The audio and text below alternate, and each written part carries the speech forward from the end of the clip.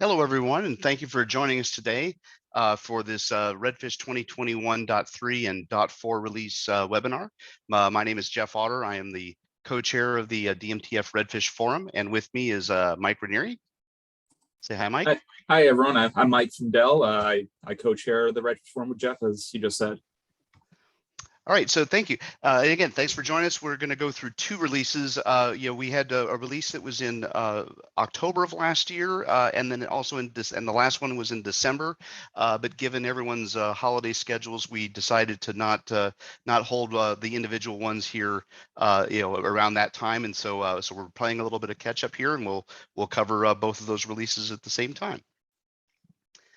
Just to note that the recording that we have, the webinar we're having today is being recorded. That will be made available on our DMTF YouTube channel. There's the link there, or if you just search for DMTF on YouTube, you'll find us. So before I get into the material, I wanted to ask the first polling question. So just what is your interest in Redfish? So we have a couple choices there. Just wanted to see who our audience is. Are you on the service side, or a developer, or an end user?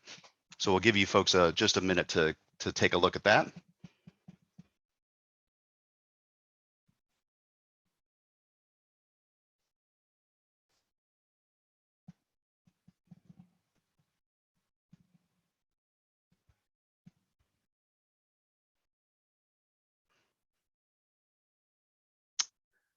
Okay, so let's take a look at that. Let's take a look at your poll answers.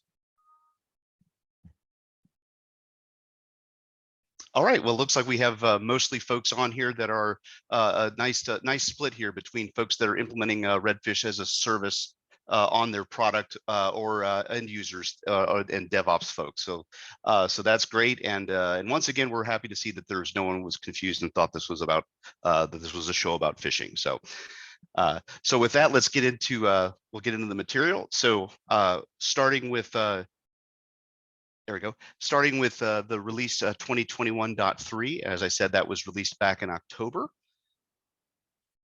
And so here's the summary of what was included in that release. And if you're not familiar with our release process, we try to bundle up all of the material and the artifacts that are produced by the Redfish Forum and spit them out at either 3 or 4 times a year on a fairly normal cadence of spring, summer, and fall. And times when we have a 4th release like we did this year, we'll get one more at the very end of the year. There's no guarantees, but we try to operate on a model of if things are ready, we send them out. If they're not ready, they just get the next release. So trying to make it fairly deterministic for folks both contributing and waiting for new features to come out, that they're not waiting forever. So in this set of releases was a version of the Redfish specification, version 1.14.1. So this was just an errata release that clarified some text around the link headers, and there were some payload examples that actually were incorrect in the spec. So those were fixed. So nothing really there, just a few pieces of errata. The schema bundle, and this is what really drives our releases every time, and that's the additions to the data model. And so the release includes a number of new schemas and a bunch of updates, which is pretty typical. So the schemas are all collected up into a zip file so that you can easily get the entire release at once, and that's on the Redfish and the DMTF sites as document number DSP 8010. So that's the one to look for, and that gets updated effectively every time we do a release, because that is where the bulk of the work occurs. So and we'll get into the schema additions here in a second. So the other piece, the other part of our effort that was updated is the message registry bundle. So very similar in the way that it's delivered. All of the message registries, which are the files that define error messages and event messages that are used by the protocol, those are defined in topic-specific message registries, is just terminology. Those are all bundled up in the same way that the schemas are. So they have their own bundle that is actually document DSP 8011, and that was updated here to add a few things. The base registry, which is where all of the really the protocol error messages come in. So, something that you might get as a response to an HTTP request. Those are generally covered in the base message registry. So that adds some additional, really return code messages for dealing with actions and action parameters where there was not clear which message you should use, and so we added some to help make that more obvious. The resource event registry adds messages for changes in the power state, and then also just state level changes at a resource. The resource event registry is really intended for applications to subscribe to any change in the data model. So it's probably not something that is a user, or if you want to get text messages when something occurs in a product. Resource event is probably not the one you want, because these are very generic messages. But if you're writing an application that is trying to keep track of the state of everything on these managed devices, resource event is where you can subscribe to get all of those changes, and so that the adding these power state and general resource level state messages provides some better context, more so than the previous list that only included just a generic resource has changed. So trying to give a little more detail there for applications to consume. And then lastly on that, there's a new registry for the topic of software licensing, and we'll get into that as that's a feature of this release. So in the schemas themselves, in that schema bundle, like I said, there were 3 new schemas. So we have 2 related to licensing. So both the license service that describes the actual license functions, and then a license schema that describes an individual license. And Mike will get into that here in a second. And then lastly, a new metrics resource for networking switches, or fabric switches for that matter. So those are the 3 new schemas. The updated schemas incorporated a couple of different topics that touched several schemas, and I'll get into that here about electrical bus and various power distribution additions. And then the other piece of note was the additions of the UEFI defined CPER, which is an encoded, a binary encoded format for providing a crash dump or a diagnostic, diagnostic data, and so we've added those as types of diagnostic data that can be attached to a log entry. The full release notes for everything that got changed and updated are in the README within the DSP 8010 bundle, and also if you download the Redfish release presentation, which is where this slide comes from, we go into actual details on those slides for all of the minor additions to every schema. And obviously the best place to get all that is directly from the DMTF. So there is the standards page. There is dmtf.org/standards/redfish. Or if you go to our developer hub, which I'll show those links here at the end, the developer hub at redfish.dmtf.org will get you links to everything Redfish related. So now I'll let Mike talk about licensing. Hi. So as Jeff mentioned, the licensing model was one of the big new modeling additions to Redfish. And so we took the approach of creating 2 new resources so clients can manage the types of licenses installed on their services. You have the license service, which is the entry point for seeing that, yes, the service supports license management in a standard manner. And it also provides the methods for installing licenses on that service. there's two methods, and it's mimicking the path we took with the update service, where there's both a push and a pull model for doing installations. So the more direct, the push method would be you do a post operation to the reference license collection, and that will create a new license instance where the payload specifies, well, what is the license. There's also an install action where a client can direct a service to a remote system to download the license file. For the licenses themselves, each license in that collection just represents a single license.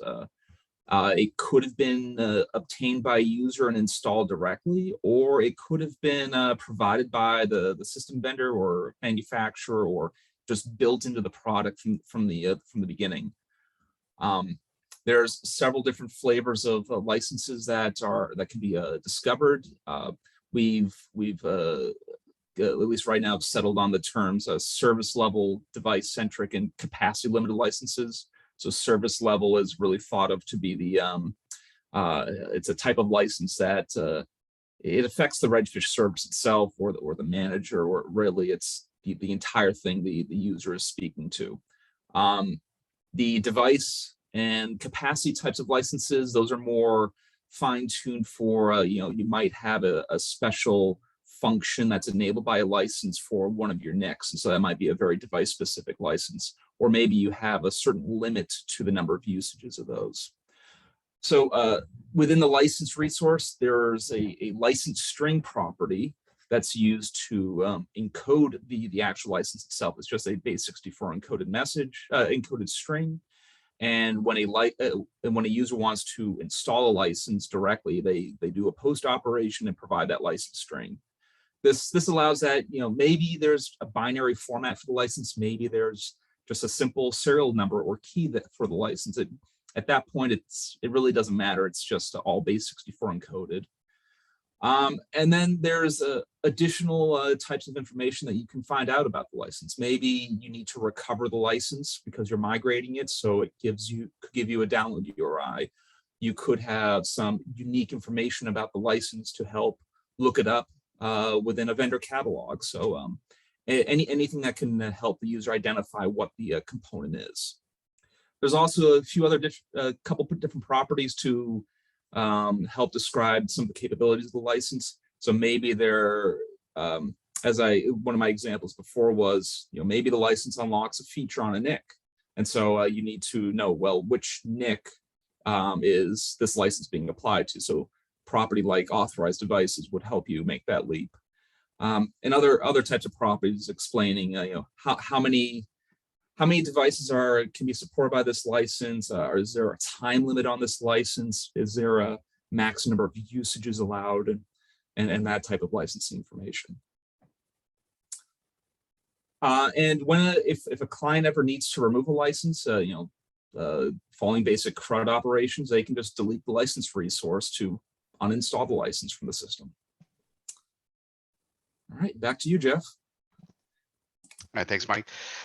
So the other topic that was part of this schema bundle and touched a number of resources, it was the addition of support for electrical buses and properties to show electrical connectivity. So let me go through those. So after quite a bit of work through the existing models to see if we needed to do something separate for those types of products, we came to the conclusion that the best way to model these things was to just use our existing power distribution schema and just create another equipment type. So the equipment type property, we just added the term bus to mean really anything that would be either a busway, a bus bar, anything kind of that in those categories. So just by modeling those as a power distribution instance, then all the connectivities and the relationships were effectively already defined, and so it looks just like any other piece of power distribution gear. So that allows you to model using the circuit schema to model the input side of a bus in terms of the monitoring, and then the drops from a bus, that could either be modeled as a circuit or an outlet, and that really just depends on what how that product is actually physically connected. Certainly if you've got everything hardwired, if this was a busway that's making drops to racks, those probably end up to be circuits, whereas outlet would provide connector types and additional pieces like that can show those where they can be reconfigured at will. But the good news of all this is it provides a very consistent model for all of the power distribution gear. So once we had that piece added, then we took a long look at how do you follow the path of really, how do you follow the cables, the power cords through the data center, and can you get from the facility level all the way down to the individual components, everything that's got an electrical plug, can I map that using the data model? Obviously we were looking for more and more equipment, especially in the facility and data center infrastructure space to incorporate Redfish. But this is really the expectation is that this is something that would probably be more taken up by a console or an aggregator to be able to represent these things, purely in software and not necessarily as a hardware managed electrical bus, for instance. So, but the point was to be able to follow those paths in the model so that you could, in theory, show all of the electrical connections, from a rack or, from the individual devices in a rack to their PDUs and, and all the way up through that power infrastructure.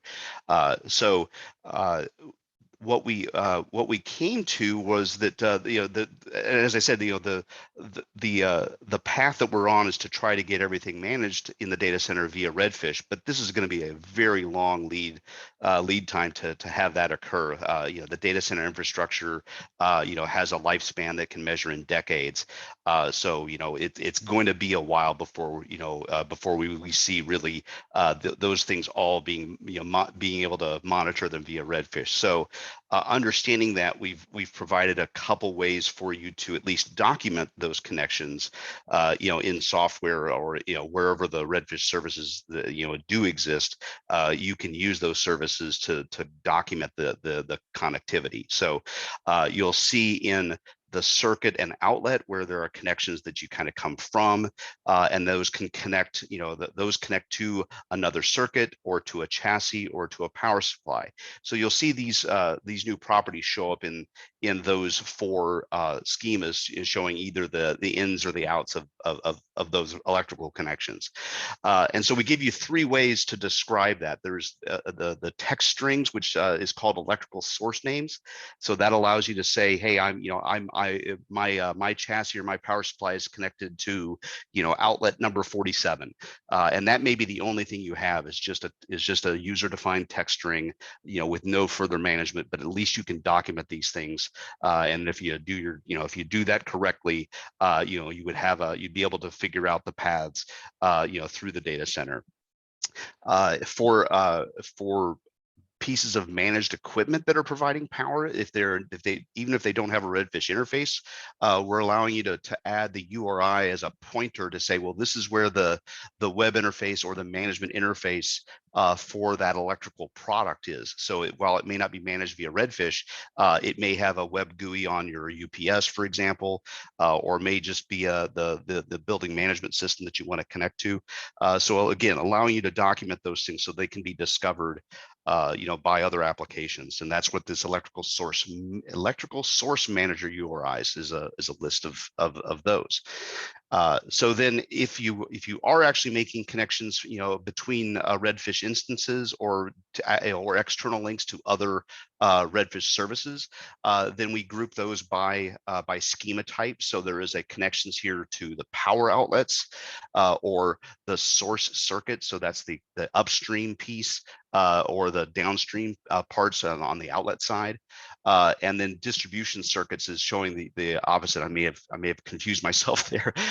Source circuits are providing the upstream, and distribution circuits are the downstream connections in that chain. So showing them in both directions, and then providing the outlets to say, hey, this is where I'm getting my power from if I'm an end device.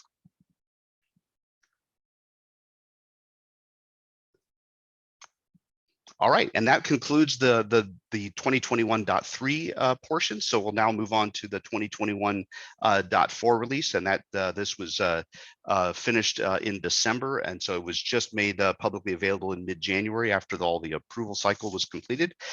So before I get into that, let's take another quick poll question here, and this is really what's your familiarity with Redfish, and you know. And let's take that before you started this webinar. So.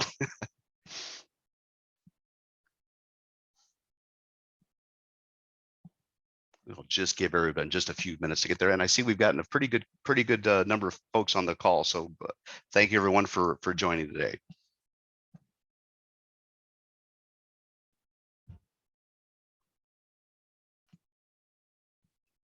Okay, well, hopefully that was an easy poll question to answer. So let's take a look at those results. And good, and once again, a good split here from folks that are just getting started, about half of you, and then the other half are either writing code or actually have used it, and some of you are parts of DMTF member companies. And then thank you all for joining. If you are part of a member company and not attached to the Redfish effort directly, remember that your own company policy may dictate, but if you're allowed to by your company policy, everyone that is a member company that works for a member company can join the DMTF and have access to all the internal resources. So please check that out if you're not already involved, and if you would like to be more involved, absolutely please join the forum.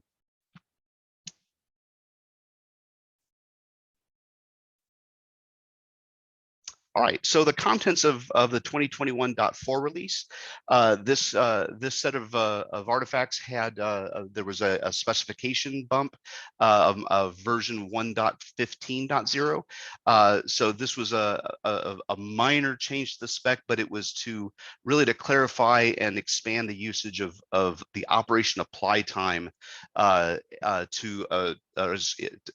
allow that to occur and be used for the multi-part push update operation, as well as some other cases where that support could be useful, but it was not explicitly called out in the spec. So that was clarified and made some minor expansions there. So that's why it became a minor spec version instead of an errata. But those clarification aspects of that, those were also done. So that's why you'll also see an errata version of the spec, the 1.14.2. So down into the actual schema bundle, and like I said before, this is what gets updated every time we do a release, because it's what really drives our release, the need for a release generally. So we'll talk about the schema bundle, the updates there, and there were 4 new schemas in this one. The registry message registry bundle also got updated, so there were additions to the storage device registry that adds messages for battery and control level events or conditions, and on the resource event, as I said, was very much targeted at for large applications that are trying to keep track of state of lots of devices, and since those are generally aggregators, so we had an aggregation source discovered message added there, so giving trying to give another hint there to as opposed to the very generic resource changed.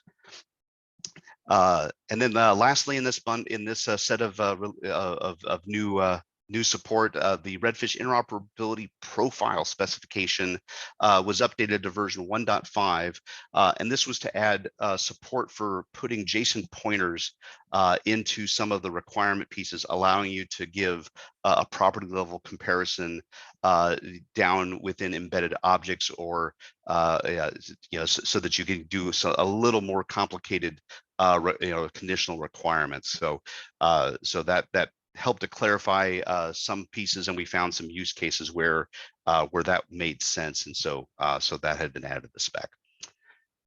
So into the actual schemas, again, this is all part of DSP 8010. There were 4 new schemas, and we'll get into some of all the details here. There was the component integrity, manager diagnostic data, registered client, and service conditions. And like I said, the release notes for all those, which we won't cover all of them here, but we'll get to the majority of them. But again, the release notes for that are within the README of the DSP 8010 bundle.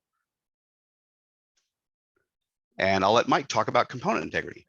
All right. So, one of the major functional areas of the model that we added was this new concept called component integrity. As security is certainly under much more scrutiny these days and continues to play a vital role, having this component integrity model is seen as a necessity.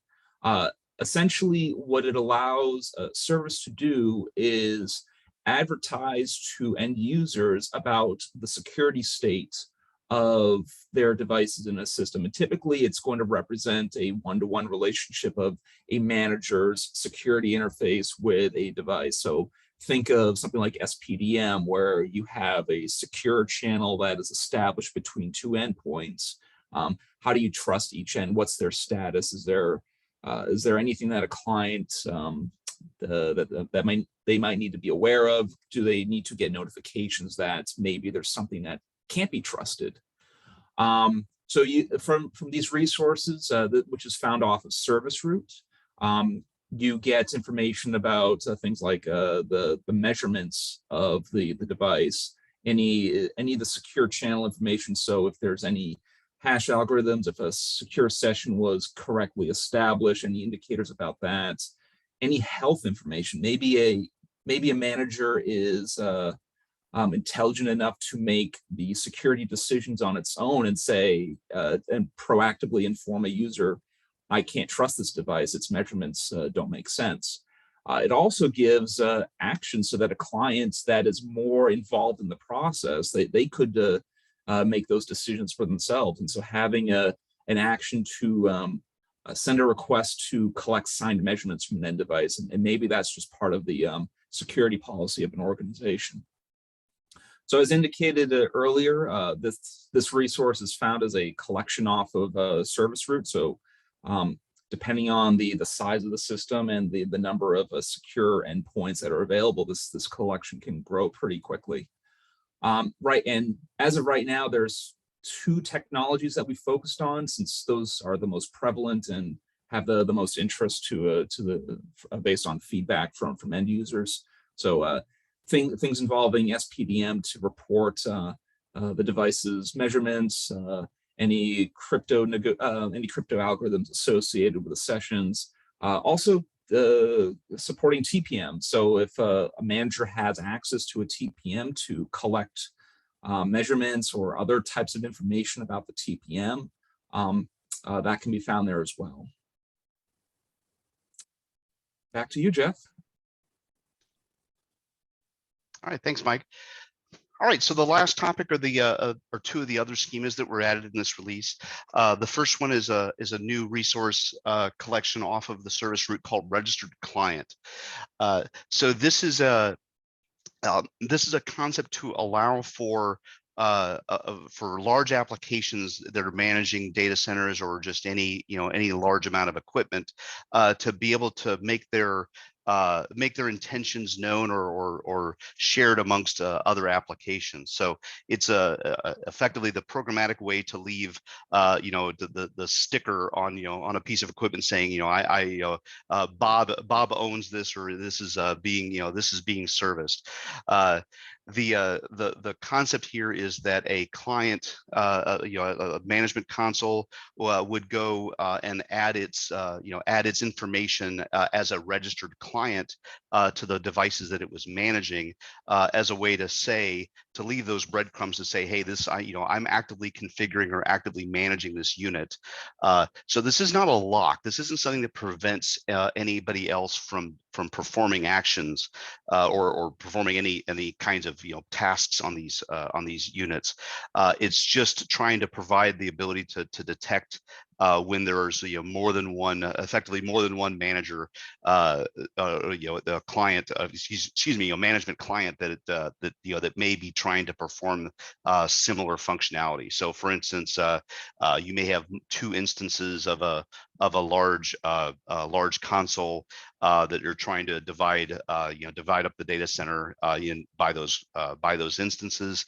You wouldn't want to have the same the same rack being managed by two instances of those where they may be getting into conflict.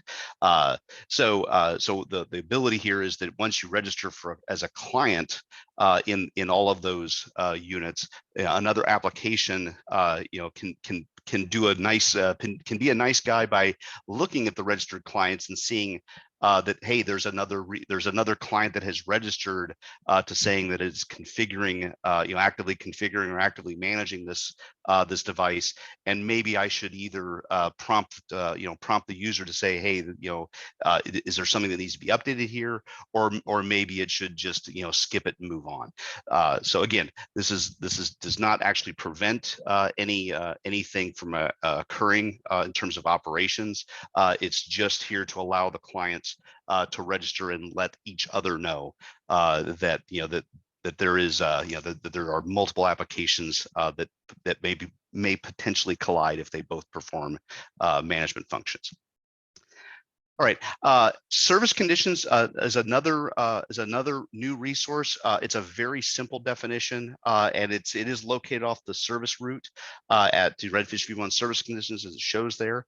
The only thing in this resource is an array of conditions, and if you've joined us in previous webinars, one of the recent additions to our model was this conditions array within the common status object definition. Conditions is a way to show the active, well, I hate to reuse the word conditions, but to show the things that need attention.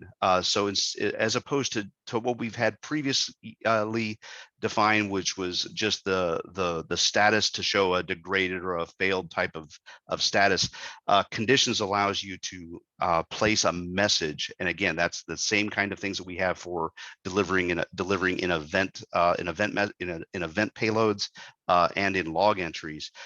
Those same messages can be shown in this conditions array, along with pointers to to other resources that may actually be the source of a condition and so forth, but allows you to expose the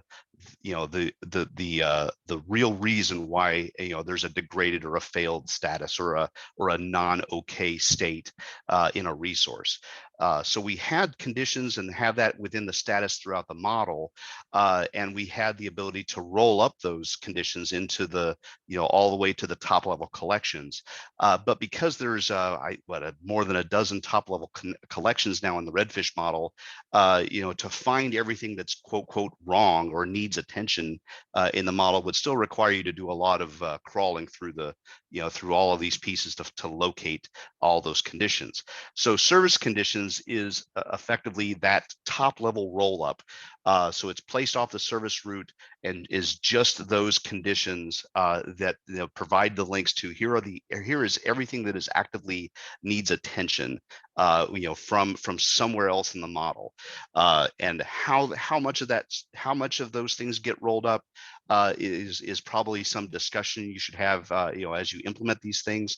But the point is, if you're showing something other than a normal state and a normal status or health for your device, we really want you to have something show up here in service conditions to give the pointers down through the model to actually locate those things.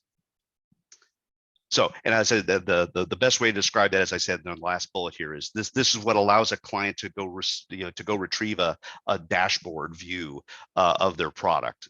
So doing a get on service conditions, that should give you pointers and those top level error messages to say, here are the things in the on this device that need attention.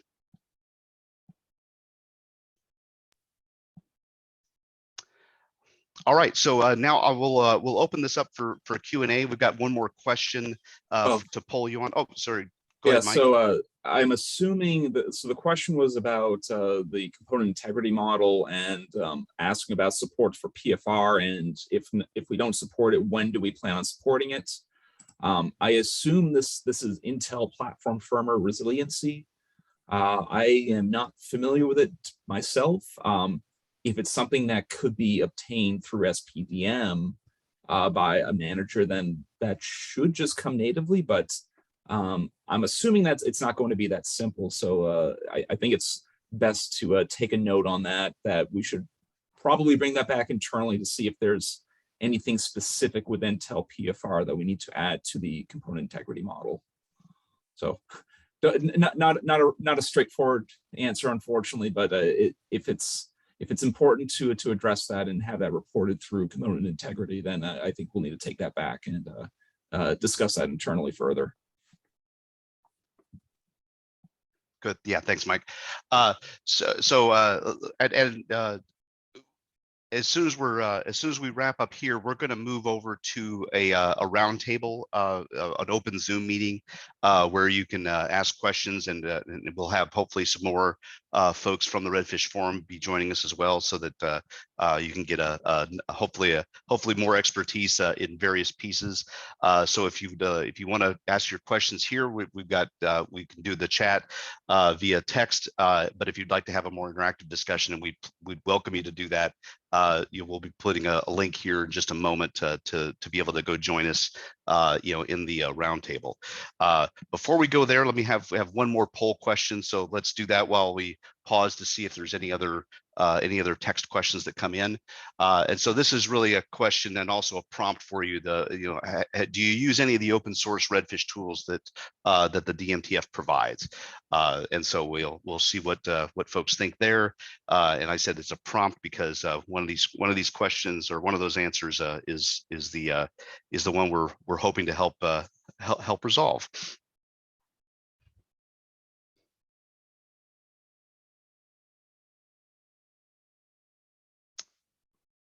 All right, let's see what those poll results look like.